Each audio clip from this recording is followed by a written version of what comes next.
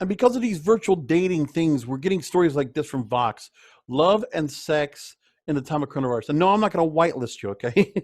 I don't care. I'll keep my ad blocker on. Thank you very much. So, how COVID-19 should and shouldn't change our sex lives. This is another story comes from that. And the same thing where date from home comes from.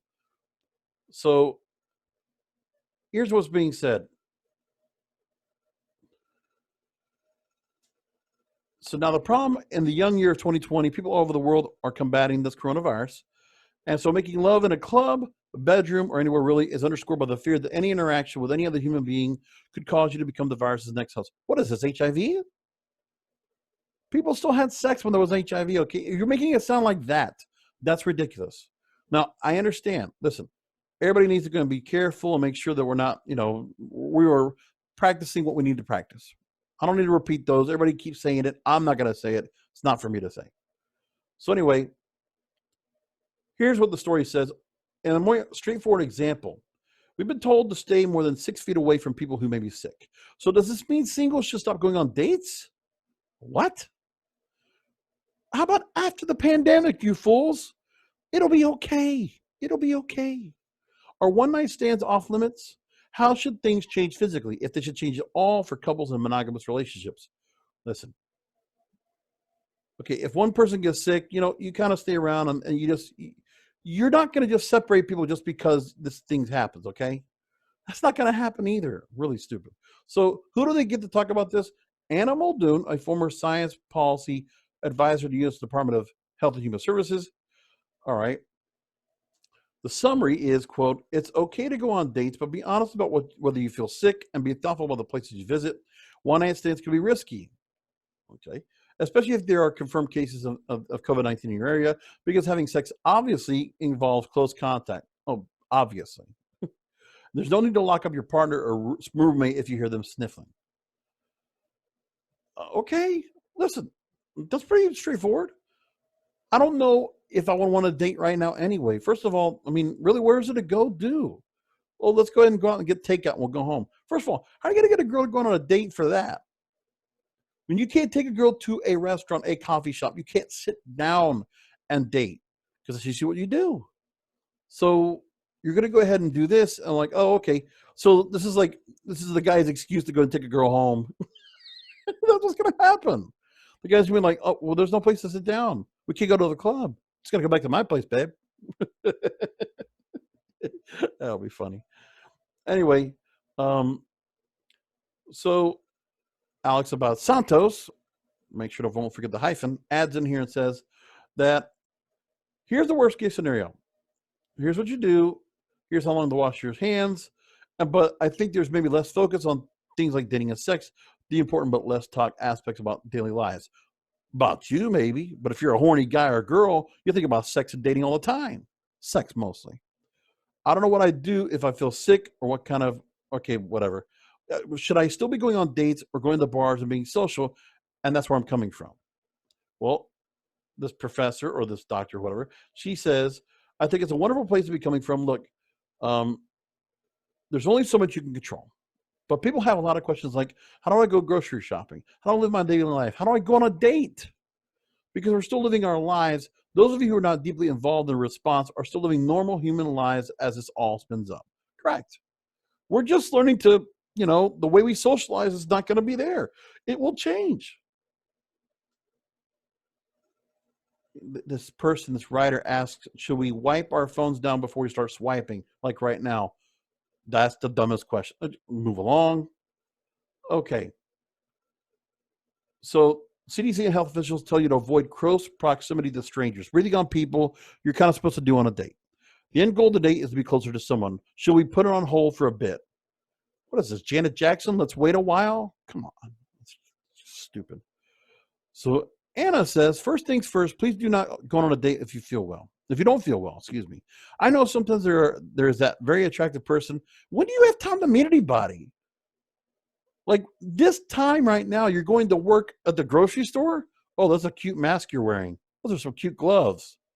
I don't see what's behind that mask. Ooh, come on. I don't think anybody's really thinking much about dating right now.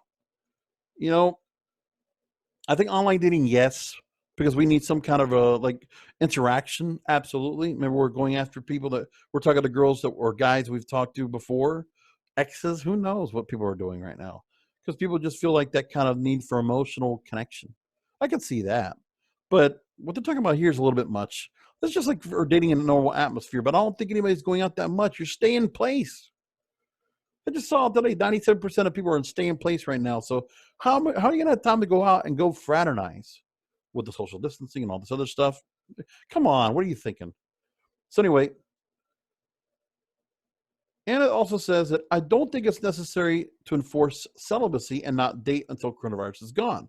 Probably because we'll all go insane. Ha ha ha ha.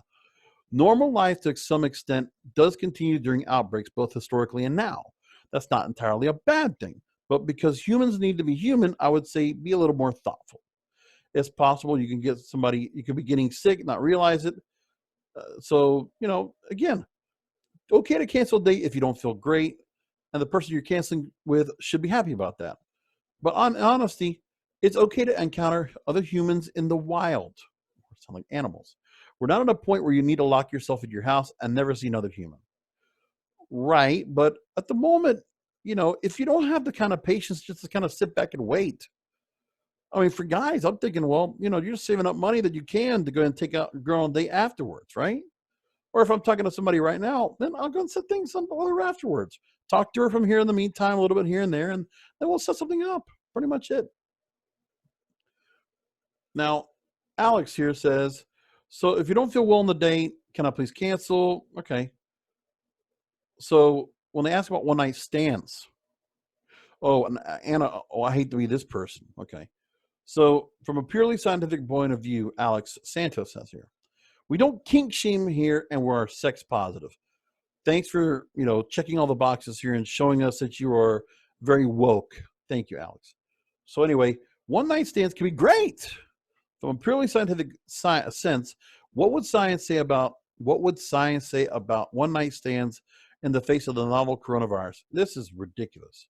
She answers the question. Here's the problem. There's a little less conversation, Elvis. A little less conversation, little match. All right, anyways. A little less conversation that happens to make sure that people are making good decisions from a health perspective.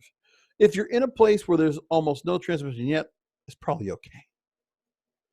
She says it's okay. You want a one night stand on coronavirus, it's on you. Go for it. I might take it as a moment to do a little bit of getting my online flirting skills, have slightly longer chats with people. I would probably avoid the right now decisions. So, got songs in my head right now. Van Halen, right now. Hey, never mind. I'm sorry. I hate saying that, but it's quite probable that people are a little bit less upfront with each other in situations like that than they are if they've been talking for a minute. Okay. So what about things like oral sex, vaginal sex, and hand jobs less risky than kissing? So third base. Let's just call it that. Well, Anna says, well, here's the thing. Kissing is probably the most efficient way to spread the virus. Now, COVID does not appear to sexually transmit. Interesting. However, all sex is close contact. You're breathing on each other, hopefully touching each other a lot. If you're not, I don't know what's wrong with you. And I guess I could imagine everybody showering, sanitizing yourself when you came to the house, showering beforehand and making sure you never face to face. Doesn't sound like a lot of fun. What's the point? If you can't do any of that, then why even bother dating or having sex for right now? Unless it's somebody that you definitely, you're a significant other at this point that you're quarantined with. The short line on this is all about close contact. So there's no way to have it without risking transmission. Now, they went really long on this freaking article. Vox, Jesus, man. Did you just take the whole conversation and just put it out there? Anyways. So we're going to leave it there. Oh, I got to bring up this part. That's right. Okay. So we should be more open and honest with each other and ourselves about being sick. And also remember that we're human, and the humans before us and humans after us have maintained and will maintain relationships, including physical ones during outbreaks.